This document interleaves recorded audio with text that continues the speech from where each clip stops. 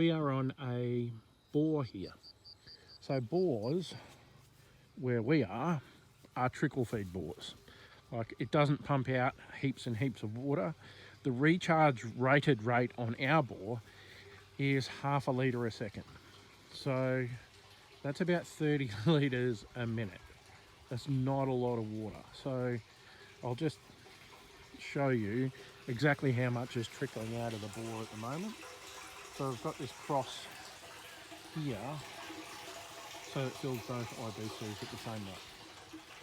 This has been going for about 3.5, 4 hours, and we've got probably 1,200 litres of water between the two IBCs. An IBC being 1,000 litres each, and it's a bit more than half full. So obviously, to run this big pressure pump, we're going to use that water in 5 seconds flat. Literally about 3 minutes, we'll pump all that water out through that big sprinkler over there. So that's why we've gone with the trickle feed option. So we trickle feed this and then we pump it out. Very simple, very low tech, and it means that we don't need lots of special equipment.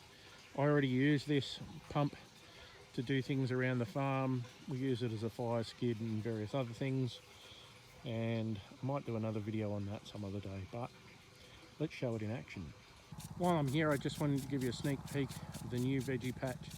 It's just on 1/2 acre all up.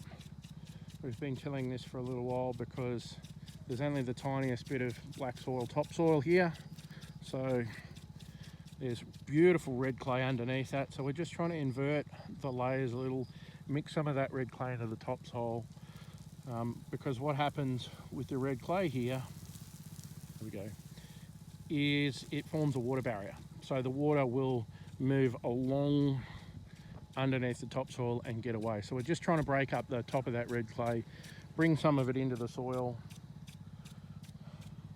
We don't want to rotary hoe or do anything too aggressive, but I'm just trying to mix in a little bit of clay, break up that hard pan underneath so that the water can get in there and sit.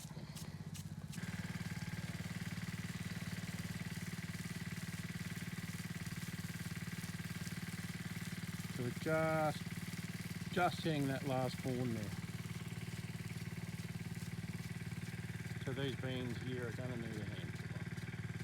Again, apologies for the fading light, but it's sunset, and for me, except for those tomatoes, which I'm worried about fungus, I like to water everything at night. So it's got all night to soak in. So the light's fading, but you can see we've gone down about 200 litres on the tank.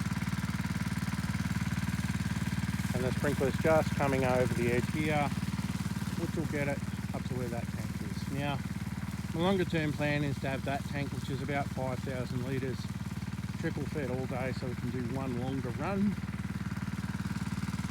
But I want to see what the plants want. I'm also going to try a little bit of flood watering, see how that goes.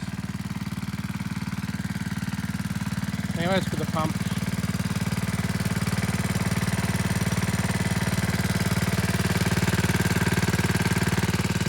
so nothing special, just a standard firefighting pump, high pressure pump, and you can tell it's not working real hard. We could probably use a transfer pump to do the same work.